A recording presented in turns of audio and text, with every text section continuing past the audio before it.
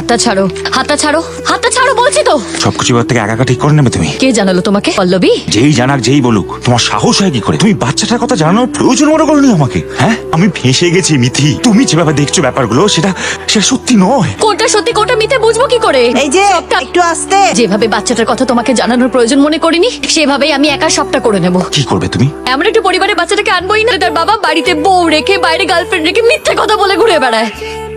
আমি তোমাকে বলতাম মিথি। বলতে বলনি, গোটাটা শুনতে হয়েছে আমাকে পল্লবীর কাছ থেকে। তুমি জানো এই গোটা কয়েক মাস আমার মধ্যে কি চলেছে, কি সামলেছো তুমি, কি সামলাতে হয়েছে তোমাকে? আমার প্রেগন্যান্সি, মায়ের কেমো। আমি আমাদের জন্য মিথি সব এটা এত কিছু চাইনি অরিন্দম, চাইনি।